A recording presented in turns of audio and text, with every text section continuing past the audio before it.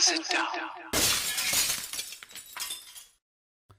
Hello folks, Colin here, Vesta 67's workshop. Welcome to issue 51 of Legends of Ferrari F1, the die-cast 1/24 scale model collection from our good old friends over at DeAgostini, folks, yes. Now, if you would like this beautiful collection of Ferraris, and who wouldn't, let's be honest with you, head over to their website. There's a clickable link in the description below, folks. And you too can have this collection. Right, let's have a look what we got this week. And we have got the Ferrari 312 T5 from 1980, driven by the wonderful Gilles Villeneuve, folks. Yes. Don't know who Gilles Villeneuve is? Google him. We all have a bit of a romance regarding Gilles because he was tragically taken from us at a very young age. And I think he would have gone on to be one of the most iconic champions the sport had known, to be honest with you. And I think that all of us were robbed, including Gilles, bless him, of that legacy, as well as a very young life was lost, wasn't it, folks? And so sad, really is. So give him a Google, folks, and yeah, you'll understand why we revere him so much. So let's have a look at this week's magazine. There you go, new but outdated, it says. It says, on the eve of the 1980 season, Ferrari was working on its new turbocharged model, but time was running out, and there was no choice but to update the 312 T4, which would be driven by Jody Scheckter. That car turned out to be much less impressive than its predecessor. The vehicle had become obsolete, and that year ended with one of the worst results for the Italian company. Look how low and flat and wedge-shaped this car had become, folks. But again, look how exposed Gilles was. Just goes to show you, doesn't it? The differences in F1 back then. Very low profile, very... Honestly, it is. It's just like a block of wood, isn't it? It's, yeah, weird design.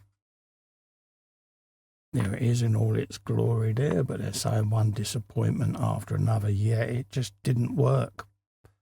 12-cylinder engine there, two banks of 6 opposite each other. But yeah, it was just something about the car. It just... Yeah. There he is himself there. His son Jacques went on to become an F1 World Championship in later years. There's the data profile briefing sheet there of the car, what it was like. This was Gilles Villeneuve's never give up attitude. And then obviously a hell of a lot of a profile there on Gilles. And yeah, it still brings a lump to your throat knowing that... yeah, he lost his life at such a young age, bless him, but there you go. And this is a Paolo Scaramelli profile there, but yeah, so sad, bless him. I'm sure it was Zandvoort that he died, or Zolder, one of the two. But yeah, so sad. But there you go, folks. So that's this week's magazine done. So we'll put that to one side and we'll bring the model out for you, folks, okay? So there she is. You've got the Ferrari badge on the side there. Ferrari 312 T5 Gilles Villeneuve, 1980. So what we'll do is we'll pop this off the bench, take it out of the case, and then when we come back, we'll do a tour of the model for you, okay? And there you go, folks. Look at that. There's our obligatory top-down view there. Notice, though, the very square slab shape that the car's become there with a really prominent side pods. View down into the seat there, aluminium tub by the look of it, very exposed down in there. You got your manual gear stick down on the right-hand side there, looking rather splendid. Very tiny little chrome front wing there. Exposed exhaust pipes, etc. around the back. But when we turn this sideways, it still looks beautiful, doesn't it? It really does. It's Ferrari, isn't it? What can we say? This was the era of the ground effect car there, with the side skirts that used to suck the car down and keep the air in like a hovercraft. Very forward mounted front wing there. Quite a skinny design, single element. Scooting straight up out the rear there. Little fire extinguisher there, just behind Gilles' canister. Exposed roll hoop, quite a low profile engine cover there. Nice distinctive stripe on the side there, the tricolore along the side there. And yeah, does look beautiful on the Ferraris. And yeah, I think they did a retro livery a few years ago where they put the stripe back on. And it'd be nice if they did it permanently, wouldn't it? Look at the rear wheels, how fat the walls of the tyres were. How tiny the little wheel hubs were, and the deep as well. Gold and silver looks such an effective choice of colours, doesn't it? And the little, almost like a ship's bow with the bulbous ball on the end there with the nose mounted on it. You then got obviously the driver's eye view, looking down over the front wing there. But again, all the rear elements of the car, suspension, brake cooling, ducts, exhaust, all exposed. Still got the world's smallest light bulb on the end there. But yeah, how beautifully done it is. But again, when you turn the car over, they've begun to cover the engine, but we've got the aerodynamic floors now, where they're starting to sculpt the underneath, and early stage diffusers forming on these cars, where they realise that, especially in the ground effect era, the car could be sucked down onto the ground, but they could also use the airflow to their advantage, folks.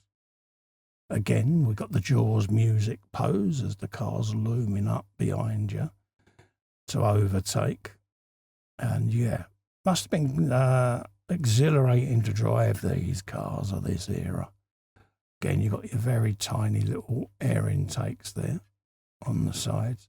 But again, this almost reverse style bib top, yeah, basically it's an upside down bib, isn't it? That would have just forced the air down and around into these ducts just to draw the air in. Same with the brake cooling ducts there. Beautiful, beautiful design. Again, very clean way of doing the sponsorships there, all along the side there, all perfectly lined up. Again, very visible numbers. Does make a difference, doesn't it? And then obviously that iconic name, Gilles Villeneuve. It brings a lump to your throat every time you talk about drivers that are no longer with us, folks, that sadly were lost to the sport in this era.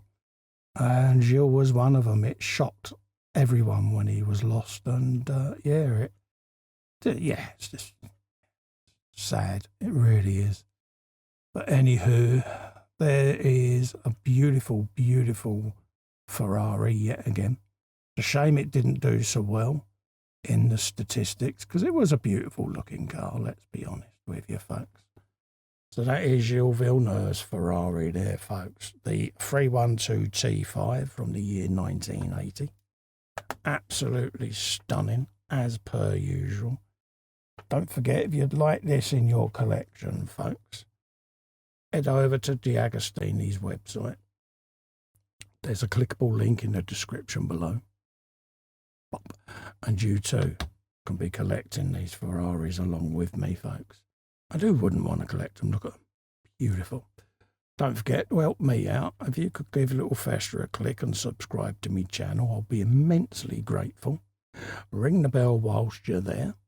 That way you'll be notified of future content. In the meantime, thank you so much for coming in and keeping me company.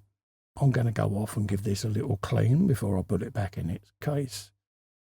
Stay safe and well, and I'll see you next time.